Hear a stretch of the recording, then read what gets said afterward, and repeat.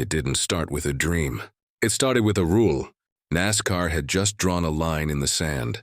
No car could race unless at least 500 street versions of its engine were sold to the public. For most companies, that was a limitation. For Ford, it was an invitation to cause trouble. They were already winning with the 427s and 428 Cobra jets. But in the world of high-speed ovals, winning wasn't enough. They wanted dominance. They wanted to humiliate Chevrolet and Dodge in their own backyard. So when the new rule arrived, Ford's engineers didn't panic. They grinned. They decided to build an engine so massive, so outrageous that it wouldn't just win races. It would rewrite what power meant, and to house it, they chose the unlikeliest of bodies, the 1969 Mustang. The engine was called the 429 Boss, a 7-liter behemoth designed purely for speed. Not street speed, not highway cruising, NASCAR speed. It was a monster built from forged steel and arrogance, with semi-hemispherical heads big enough to swallow small planets. It was officially rated at 375 horsepower, but that was a lie. On the dyno with open headers, it pushed closer to 600 horsepower, a number so terrifying that Ford's marketing department didn't dare print it. This was no marketing car. This was war. But there was one small problem, as it didn't fit. The Mustang's front end wasn't wide enough to hold the new 429. The shock towers stood too close. The engine bay was too tight, and every engineer who looked at it shook his head. So Ford did something that still sounds insane today. They sent the Mustangs to a little facility in Brighton, Michigan called Kar Kraft. It wasn't a typical factory. It was a secret laboratory for mechanical miracles.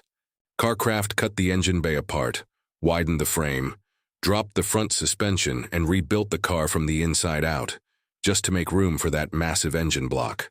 When the first prototype fired up, the building shook. The test drivers said it didn't sound like a Mustang anymore. It sounded like a jet spooling up on the runway.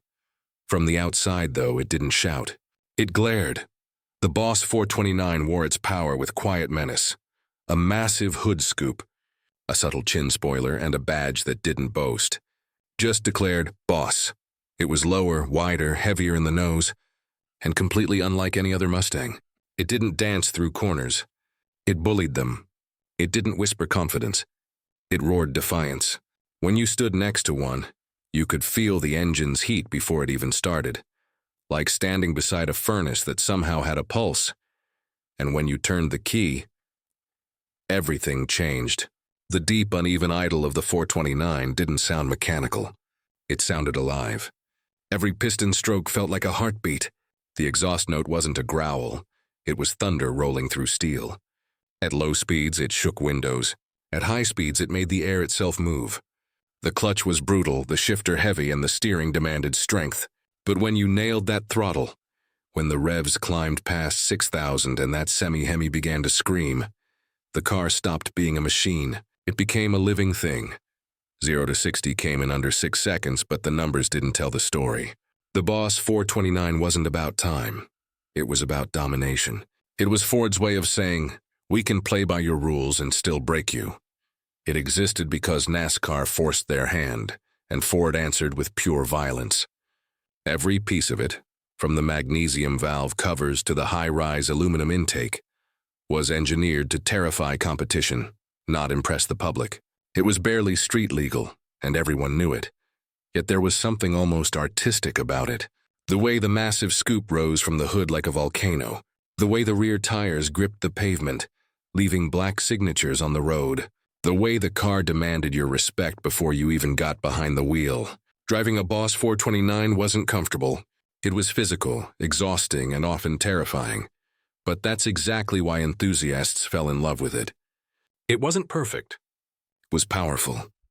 The Boss 429 wasn't a sales success. It wasn't meant to be. It was a statement, a protest against compromise. Ford built it not to please customers, but to satisfy the rulebook, and then to use that same rulebook as kindling. It was a machine born out of pressure, rebellion, and engineering arrogance. But what Ford didn't know, not then, not yet, was that in building this monster, they had accidentally created something far bigger than a NASCAR entry. They had created a street legend, a myth in sheet metal, a symbol of what happens when competition, pride, and horsepower collide. And while the racing world moved on, while rules changed and engines shrank, the Boss 429 stayed frozen in time. A monument to the era when men built machines not for comfort, not for economy, but for the thrill of absolute, unapologetic power. Because sometimes legends aren't born from dreams. They're forced into existence by rules, by rivals, and by the roar of 7 liters of fury. When Ford built the Boss 429, they didn't plan for it to become a legend. They planned for it to win races, nothing more. But what began as a cold-blooded engineering project, a NASCAR requirement turned mechanical masterpiece, would become one of the most sacred names in American muscle car history. Because even though Ford built it to satisfy a rule, the car's spirit refused to be confined by one. By the time the first Boss 429s hit the streets in early 1969, the world around them was already changing. The golden age of muscle was nearing its sunset. Gas prices were creeping upward, safety and emissions regulations were tightening, and insurance companies had declared war on horsepower. Ford's proud monster was entering a world that no longer wanted monsters. Only 859 units were ever built in that first model year, and even fewer in 1970. For a car that existed to break rules, that scarcity was poetic. It was born a rebel, and it died one too. Dealers struggled to sell them.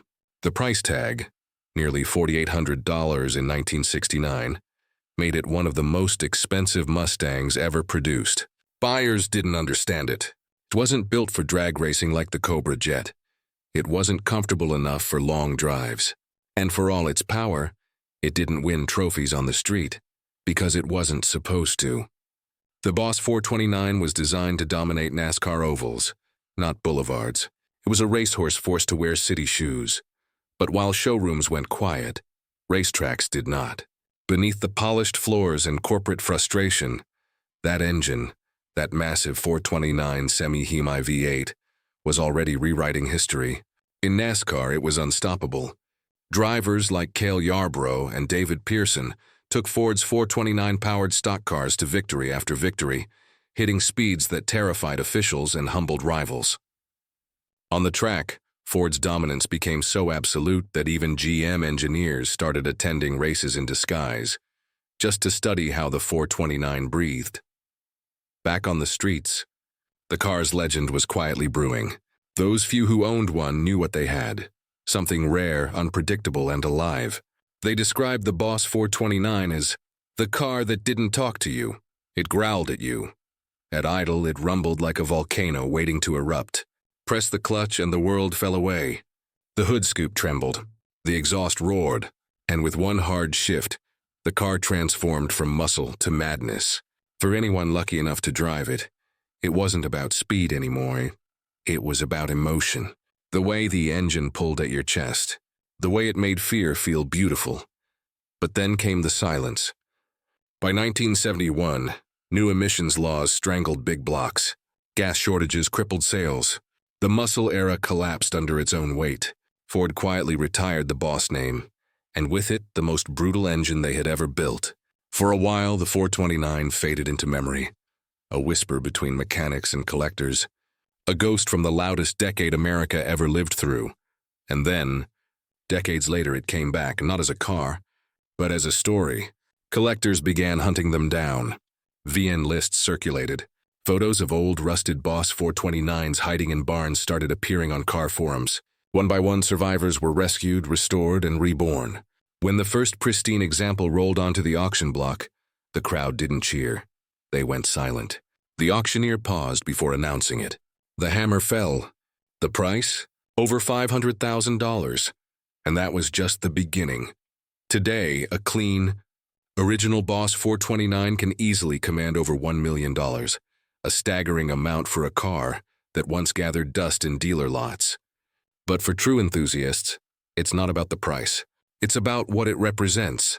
A moment in time when engineers still defied their bosses, when cars were built with defiance in their DNA, when horsepower was an art form, not a spreadsheet. The Boss 429 wasn't made to be efficient, or practical, or polite. It was made to prove a point, and it did. Even Ford knows it.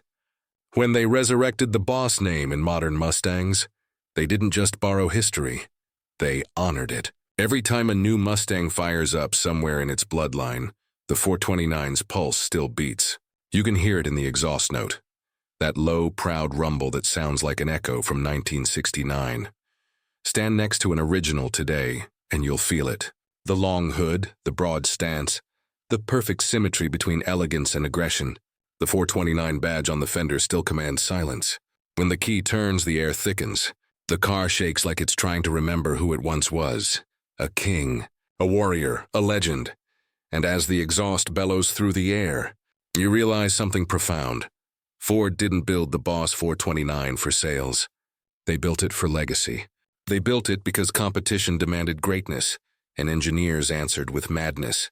It was the car that broke the rules, lost the market, and won immortality.